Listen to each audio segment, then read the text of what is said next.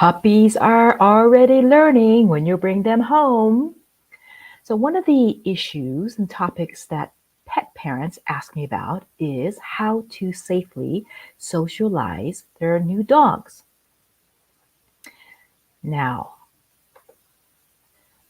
socialization is a term which means you're trying to help your puppy understand their world, right? Understand their world and learn how to interact with their new world.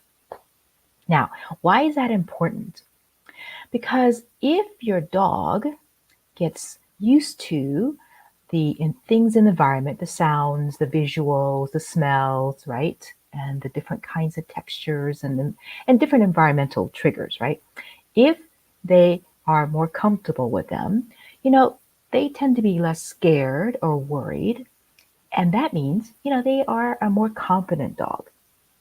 And as a pet parent, if you have a dog that's been well socialized and is confident and feeling safe in their environment, you will most likely not have an overreactive dog. And I see a lot of overreactive dogs, whether it be on the humans' walks or when people come over. And so it's kind of sad to see when a dog is like that because they're acting like that because they're scared and worried. So let's help them when they're young, learn to be more comfortable in our environment. So that's what socialization means when you refer to puppies and socializing them.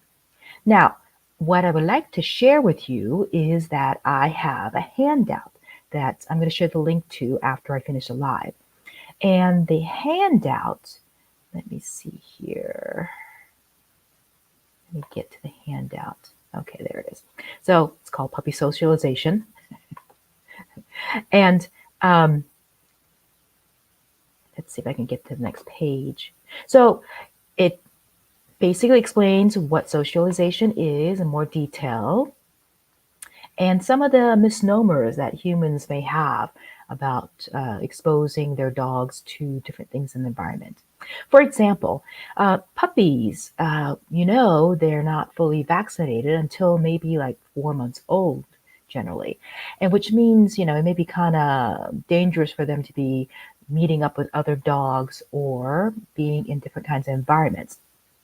Now, meeting people and dogs, you don't necessarily have to meet them physically, nose to nose, or people handling your dogs, but it could be where your dog gets a chance to watch other dogs, air sniff, the other dogs and people that walk by, whether it's in your neighborhood or in a local park.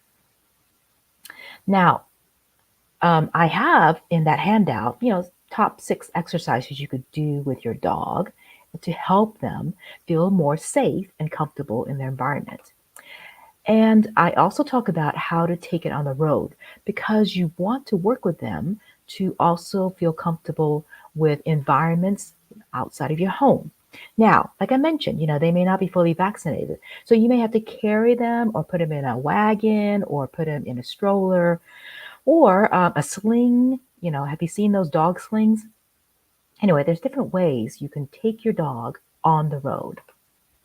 And then the last couple pages, I have a checklist, things that you may consider exposing them to. And lastly, enrichment ideas checklist. Because, with a puppy, hold on, let me get back to me again. With a puppy, getting them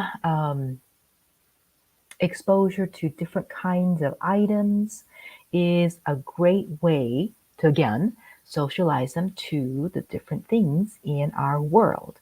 And one of the things I mentioned earlier was surfaces, like getting them to walk on different kinds of surfaces or under and over things.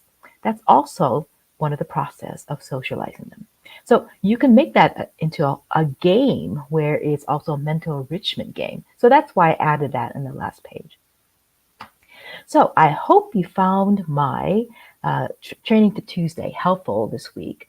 And you know what? I think I forgot to introduce myself. So my name is Linda Kwan, and I am the owner and trainer at Wow Bow Wow.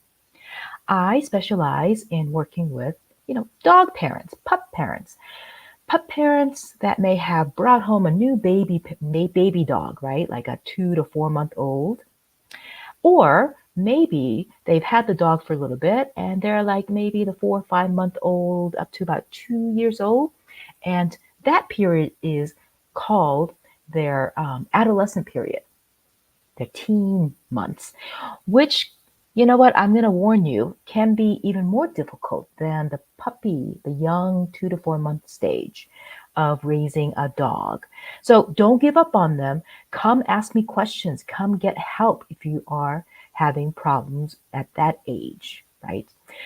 And then last of all, if you had a dog for a while or you adopted a mature adult dog, you may be running into some problems with your current dog, or you may be starting a new relationship with your newly adopted adult dog. So I can help you with those type of situations too. So that's who I am and that's who I serve. So again, thank you for joining me for my Training Tip Tuesday. And don't forget, if you need this handout to help you raise and train a new puppy, a confident new puppy, um, just check in the link after the live, and I hope you get a chance to sign up for it and join me in my group. So I'm going to say goodbye now, and I'll see you next Tuesday.